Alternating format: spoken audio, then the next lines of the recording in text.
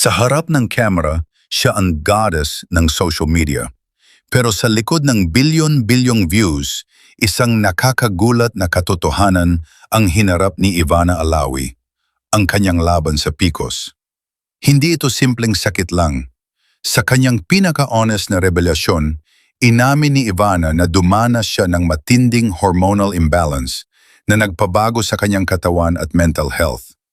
Ang mas nakaka-shock, dumating siya sa punto na gusto na niyang talikuran ang showbiz dahil sa pressure na magmukhang perfect, habang ang totoo ay unti-unti siyang pinaghihina ng kanyang kondisyon.